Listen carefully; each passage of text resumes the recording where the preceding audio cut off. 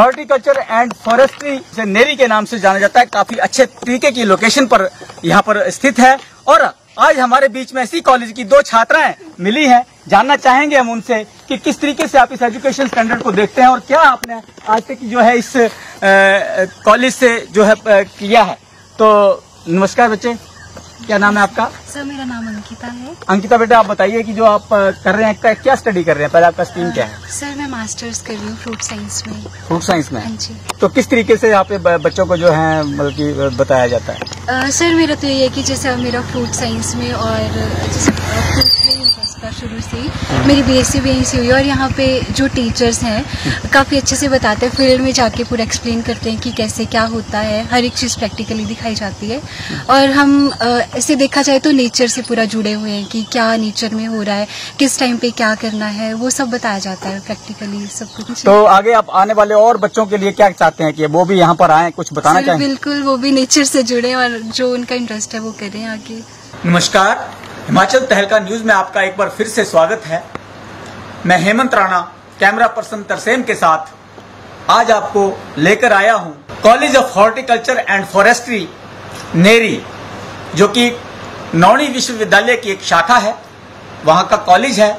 और यहाँ पर हॉर्टिकल्चर के ऊपर अनुसंधान का एक काफी बड़ा कॉलेज है। यहाँ पे कई तरीके की जो डिग्रियां, जिसमें कि स्नातक लेवल और डॉक्टरेट तक की जो डिग्रीज हैं यहाँ पर जो है दी जाती है। यहाँ के डीन है डॉक्टर धर्मपाल शर्मा जी। आज हम इनसे बात करेंगे कि किस तरीके की जो डिग्रियां यहाँ पर दी जाती हैं, बच्चों को किस तरीके की जो शिक्षा दी जाती है और बच्चों के एडमिशन कब और कैसे किस प्रोसेस से किए जाते हैं, सारी की सारी जानकारी आज हम अपने दर्शकों को देना चाहेंगे। तो डॉक्टर साहब नमस्कार। नमस्कार हेमंत जी। डॉक्टर साहब, आज हम आपके कॉलेज में आए हैं, हम जानना चाहते हैं कि किस तरीके की जो एजुकेशन के जो आपके जो है प्लेटफॉर्म्स हैं, आप हमें थोड़ा बताएंगे। सर प्रथम तो मैं राणा जी आपका और आपकी पूरी टीम का स्वागत करता हूं मेरी कॉलेज में आने के लिए। और आप आजकल आए ऐसे वक्त पे हैं, इनोवेटिव तो हैं ही हैं और साथ में आप समय पे डंका मारते हैं। आजकल एडमिशन्स का समय आ गया है। हमारे कॉलेज में जो भी जितने भी शिक्षण संस्थान है आजकल उसमें जो प्रवेश होता है उसका समय आया है। तो ऐसे वक्त पे आप आए हैं तो मैं इसलिए धन्यवाद भी करना चाहता हूं कि आपके माध्यम से हमारे कॉलेज का जो गतिविधियां हैं उसका लोगों तक जानकारी पहुंचेगी, उसके लिए मैं विशेष धन्यवाद आपका करना चाहूँगा। ये जो हमारा कॉलेज जो जिसकी आप बात कर रहे हैं, college of horticulture and forestry Neri, इसकी अगर हम थोड़ा उसमें जाएं इसके इतिहास पे, तो हमारे हिमाचल प्रदेश को ये गौरव है कि सबसे पहला एशिया का औद्यानिकी एवं वानिकी विश्वविद्यालय जो है वो नौणी में खुला है 1985 में, दिसंबर 1985 में। और उस विश्वविद्यालय के तहत पहले दो ही कॉलेज थे, नौणी में ही हुआ करते थे, college of horticulture and forestry. जैसे जैसे लोगों को इसकी महत्ता पता लगी और जिज्ञासा बढ़ी कि भाई इस क्षेत्र में शिक्षा होनी चाहिए, हिमाचल प्रदेश एक कृषि प्रधान प्रदेश है और अलग अलग विषय में इसमें शिक्षा होनी चाहिए, तो फिर ऐसा महसूस किया गया। और फिर उसके संदर्भ में यहाँ ये जो हमारा नेरी से पहले, एक्चुअली कॉलेज होने से पहले 2011 में ये institute of biotechnology and environment science 2011 में खोला गया था जी नेरी में। और फिर जल्दी ही 2014 में जो है ये इसको कॉलेज का दर्जा दिया गया, college of horticulture and forestry. इस वक्त हमारे पास यहाँ नेरी कॉलेज में 19 विभाग है और उस 19 विभाग में हम 19 विभागों में सभी में पीजी एमएससी तो सभी विभागों में होती है और 13-14 विभाग में जो हम वो पीएचडी डिग्री भी दे रहे हैं। हमारे पास जो स्नातक जो डिग्री हैं, बीएससी लेवल की जो डिग्री है, उसमें 4 प्रोग्राम हमारे पास है। BSc horticulture, BSc forestry, BSc biotechnology और बीटेक फूड साइंस। ये 4 स्ट्रीम हैं। चारों स्ट्रीम में हमारे पास जो है वो लगभग 100 सीटें, 100 ही है, 110 के करीब है हॉर्टिकल्चर में, 80 के करीब हमारे पास फॉरेस्ट्री में सीट्स हैं और 40 सीटें बायोटेक्नोलॉजी में हैं। और हमारा पहला बैच जो हुआ था वो 25 लोग थे, इस बार थोड़ा सा बढ़ाएंगे तो 25-30 जो हमारे बीटेक में भी हैं। चारों प्रोग्राम में एडमिशन है हमारे पास। और हमारा जो कॉलेज है वो एक मेन शहर से थोड़ा हटके हैं, क्योंकि हमारे को न केवल हमें क्लासरूम नहीं चाहिए होता है, हमारा ऐसा संस्थान है जिसमें फील्ड का भी रोल है। हम जो अनुसंधान करते हैं वो किसानों से जुड़ा हुआ अनुसंधान है, तो हमारे हर फील्ड के लिए फल विज्ञान का, फलों का काम करना है तो काफी बड़ा प्रक्षेत्र की जरूरत होती है, सब्जियों का काम करना है, फूलों का काम करना है, मेडिसिनल एरोमेटिक प्लांट्स का काम करना है, एग्रो फॉरेस्ट्री स्पीशीज पे काम करना है, तो जगह चाहिए होती है। तो हमारे पास 3 फार्म है इस वक्त, जो हमारे 3 जगह काम कर रहे हैं हम नेरी फार्म। एक नेरी मेन कैंपस है हमारा, एक साथ में खग्गल हमारा फार्म है, और इसी तरह जो पुराना शुरुआत जो यहाँ की हुई थी बेसिकली वो बाया भोटा हुई है। पहला जो हमारा संस्थान यहाँ खुला था वो डॉक्टर शशि वगैरह आए थे वहाँ, तो इन्होंने डॉक्टर बडियाला साहब होते थे तब एसोसिएट डायरेक्टर, उनके सानिध्य में ये काम शुरू हुआ था। भोटा से चले हैं हम, ये जर्नी इसकी शुरू है। और इन प्रोग्राम्स में हमारा जो एक्चुअली ये जो कॉलेज है ये थोड़ा हटके है दूसरे कॉलेजेस से। 3 कॉलेज जो दूसरे हमारे हैं इस विश्वविद्यालय के, उनसे हटके हैं। ये जो कॉलेज है वो सेल्फ फाइनेंसिंग कॉलेज है। अच्छा। यहाँ तकरीबन 60% जो सीट्स है, 60 to 70% सीट्स वो सेल्फ फाइनेंस सीट्स है। मतलब इस कॉलेज को अपने ही दम पे आगे बढ़ना है। अच्छा, ये ऐसा नहीं है कि गवर्नमेंट की तरफ से असिस्टेंस कोई ज्यादा है। यहाँ हमारा सेल्फ हमने जनरेट करनी है अपनी इनकम, और उसी के दम पे हमने इंफ्रास्ट्रक्चर भी तैयार करना है, क्वालिटी एजुकेशन भी देनी है, क्वालिटी रिसर्च भी करनी है। और आप जैसे कह रहे हैं कि खजूर पे भी आप काम करो, उस खजूर को भी हमने छेड़ना है, तो वो सारे, और एक्सटेंशन भी करनी है। जो हमारा लैब में काम हो रहा है, जो हमारे अनुसंधान प्रक्षेत्रों में काम हो रहा है, उसको किसानों तक पहुंचाना है। किसानों से हम कैसे कनेक्ट हो, ये हमारा ये प्रायोरिटीज है। किसान हमारे पास आए, हम उसके लिए उपयोगी सिद्ध हों, अच्छी हम नर्सरी तैयार करें, यहाँ फलदार पौधे हो, चाहे वो सब्जियां हो, चाहे वो फ्लोरिकल्चर के पौधे हैं, पुष्प हैं, या अनुसंधान दूसरे हमारे वानिकी जो स्पीशीज हैं वो हों, तो वो सारे हम ऐसे एक दूसरे से के काम आ सकें, उन तक जा सकें, ये विशेष है। मगर सबसे ऊपर जो हमारी टॉप प्रायोरिटी है इस कॉलेज की वो है क्वालिटी एजुकेशन देना, human resource, quality human resource तैयार करना इन 4 स्ट्रीम्स है, बेसिक BSc लेवल का। तो और उसके बाद हम फिर इनको आगे जो बच्चे हमारे जाते हैं उसमें मास्टर प्रोग्राम होता है, MSc होगा, फिर PhD होगा। और हमारे बहुत सारे बच्चे, आपको हमें ये बताते हुए हर्ष हो रहा है कि हमारे बहुत सारे बच्चे जो यहाँ से निकले हैं उनमें से काफ़ी सारे इल्युमिनाई हमारे बच्चे जो है, अभी तो ये आप देखिए कि बहुत छोटा यंग मतलब बेबी स्टेज का कॉलेज है, तो हमारे बच्चे बाहर पढ़ रहे हैं और बाहर एम्प्लॉय भी हुए। हमारे यहाँ के बच्चे हैं वो कनाडा में हैं, हमारे बच्चे UAE में हैं, UK में हैं, USA में भी कुछ बच्चे यहाँ से हमारे गए हैं, और बड़े अच्छे इंस्टीट्यूट्स में पोस्ट ग्रेजुएट, पोस्ट डॉक वगैरह भी कर रहे हैं। तो इसने अपना बहुत थोड़े से समय में अच्छा नाम स्थापित किया है। अगर मैं बात करूं हमारी लेबोरेटरीज की, तो हमारी लेबोरेटरी किसी भी बड़े यूनिवर्सिटी के वेल एस्टेब्लिश्ड इंस्टीट्यूट से कम नहीं है। अगर लैब्स की आपके पास समय है कि नहीं है मुझे नहीं पता, अगर आप समय दें तो हम जरूर दिखा सकते हैं, देखेंगे। हमारे पास वर्ल्ड क्लास लैब फैसिलिटीज उपलब्ध हैं। अच्छे किस्म का, अच्छा क्वालिटी का जो अनुसंधान है उसको कराने की क्षमता रखता है नेरी कॉलेज। डॉक्टर साहब, हम जानना चाहेंगे सबसे पहले कि इसमें जो आपका जो कॉलेज है इसमें एडमिशन लेने की क्या प्रक्रिया है? हाँ, ये बहुत इंपॉर्टेंट बात है। हमारा कॉलेज, हमारा जो बेसिक फोकस है इस यूनिवर्सिटी का वो है कि किसानों के ज्यादा से ज्यादा बच्चे, किसान परिवार के ज्यादा से ज्यादा बच्चे कैसे इस प्रोग्राम में आए, क्योंकि एग्रीकल्चर है, चाहे हॉर्टिकल्चर है, चाहे बायोटेक्नोलॉजी है, चाहे फूड टेक है, ये किसी न किसी रूप में किसानी से जुड़े हुए हैं। और हमारे यहाँ 50% जो सीटें हैं वो बच्चे जो गांव के हैं उनके लिए रिजर्व हैं। उसमें 2 कंडीशन है। कंडीशन ये है कि उनके 3 जो बोर्ड होते हैं, 8वीं, 10वीं और 12वीं, इन 3 में से 2 जो बोर्ड है वो गांव के स्कूल से होने चाहिए, शहरी स्कूल से नहीं होने चाहिए। और कॉन्वेंट स्कूल भी अगर है, वो गांव में अगर है तो उसको भी हम कंसीडर करते हैं, पर उसका जो बोर्ड है वो HP स्कूल एजुकेशन बोर्ड होना चाहिए। तो ऐसे बच्चे जो है उसमें मतलब सीटें हमारी खाली रहती है। अच्छा। क्योंकि आजकल ज्यादातर ऐसा ट्रांजिशन हो गया कि सब बच्चे जो है वो अंग्रेजी स्कूलों में पढ़ाते हैं, कोई ICSE से, कोई CBSE बोर्ड से कर रहा है, तो उनको हम प्रायोरिटी नहीं देते हैं। और एडमिशन से पहले 2 प्रक्रियाएं हमारे पास है। जिसने +2 कर लिया, चाहे उसने नॉन मेडिकल स्ट्रीम से किया है, चाहे उसने मेडिकल स्ट्रीम से किया है, दोनों ही स्ट्रीम के जो बच्चे हैं वो हमारे चारों प्रोग्राम के लिए एलिजिबल होते हैं। इसके लिए पहले रिटन टेस्ट होता है और रिटन टेस्ट हमारा 16 जून को हो गया है। रिजल्ट भी उसका निकल गया है। पहली काउंसलिंग जो 2 तारीख को नौनी में होनी है और वहां से फिर एडमिशन का प्रोसेस आगे चलेगा।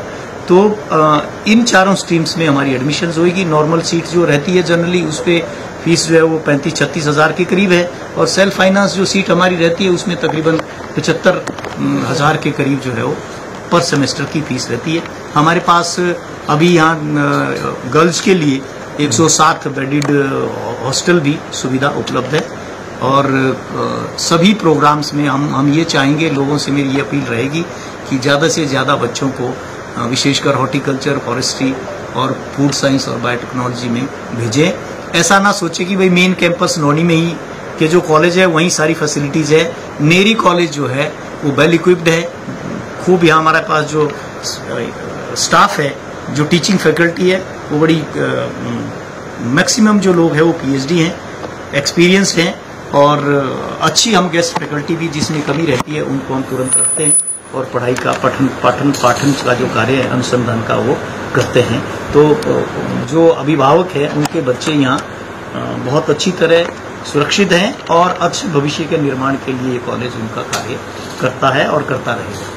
डॉक्टर साहब, आपने बताया कि हिमाचल के लिए 50% जो है सीटें रिजर्व हैं, बाकी क्या बाहर के बच्चे आते हैं आउट ऑफ? बिल्कुल, हमारे यहाँ सभी स्टेट्स के बच्चे हैं, ऑलमोस्ट होते हैं।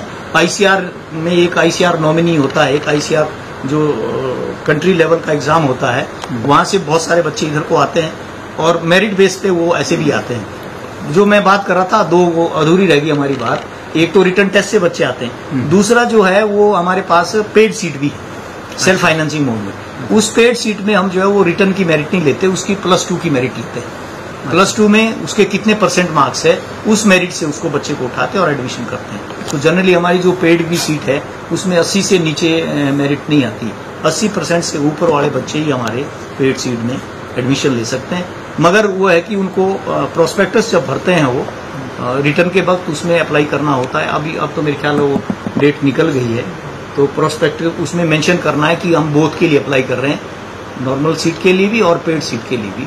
तो वो फिर पेड सीट में आप सीधे मेरिट से भी आ सकते हैं। अगर रिटर्न टेस्ट में मान लो उस मेरिट में नहीं पढ़ रहे हैं तो डायरेक्ट से भी आ सकते हैं। डॉक्टर साहब, पेड सीट भी है, वैसे सीट भी है, लेकिन बच्चा किस बात से अट्रैक्टिव होकर के आपके पास आना चाहेगा, थोड़ा सा बताएंगे आप? क्वालिटी एजुकेशन है।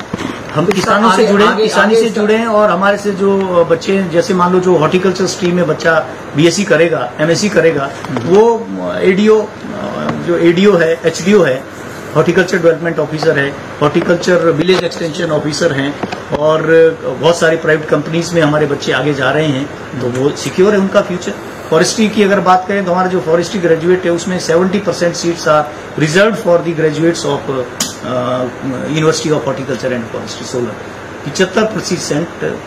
70% रिजर्वेशन RO की जो पोस्टें हैं हिमाचल प्रदेश में वो हमारे फॉरेस्ट्री ग्रेजुएट्स के लिए रिजर्व है। और खुले विकल्प जो है फूड साइंस, जो फूड टेक की हम बात कर रहे हैं, नया आयाम आया है। आपको पता है, आप जानते हैं कि वैल्यू एडिशन का काम केवल और केवल फूड साइंस के माध्यम से हो सकता है। जो टोटल फल हमारा होता है उसका तकरीबन 30% जो फ्रूट है वो हार्वेस्ट लॉसेस में चला जाता है। तो वो ऐसा विधान है फूड टेक हमारा, वो उस लॉस को रिकवर करेगा और जिसको वैल्यू नहीं मिल सकती थी उसको वो वैल्यू देगा। तो फूड प्रोसेसिंग इंडस्ट्री में बड़ा आयाम है और बड़ी कंपनीज आजकल आ रही, तो हमारे बच्चे उसमें भी उनके लिए एम्प्लॉयमेंट के स्कोप। बच्चों का रुझान आजकल किसानी के कार्य में कम है, क्या वजह है इसकी? क्या यहाँ पर लोगों को क्या इसका बेनिफिट नहीं मिल पाता या कि किसानी करने में दिक्कत आती है, ऐसा कुछ है क्या? मेरा अब ये बड़ा ऐसा बहुत जबरदस्त आपने प्रश्न तो किया। अगर मैं अपनी बात कर, मैं अपना तजर्बा यहाँ शेयर करना चाहूंगा। इसमें तो मैं समझता हूँ ये सारा अब संस्कार जैसा ही बदल गया है, गांव का परिवेश बदल गया है, माता पिता के परवरिश का बच्चे का तरीका बदल गया है। अगर हम बात करें, हम आपके जमाने की बात करें तो हमारे माता पिता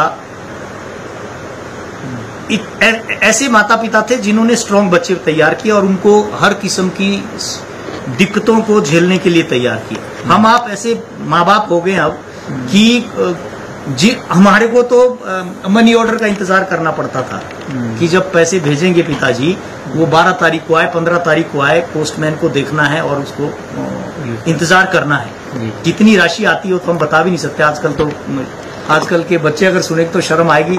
जब मैं बीएससी में पढ़ता तो हम 200 रुपए में हमारा गुजारा होता था। You won't believe it. और आज ये स्थिति है कि अगर आपने पैसे नहीं भेजे बच्चे का तो माँ के थ्रू फोन हो जाएगा आपको कि फटाफट कुछ नहीं हुआ, पापा को कहा था अभी तक नहीं पैसे मिले और मेरा मोबाइल रिचार्ज नहीं हुआ है। तो ऐसी परवरिश में बड़ा डिफरेंस आ गया है, सोच बदल गई है। गांव तो गांव है, ये देश गांव से चलता है।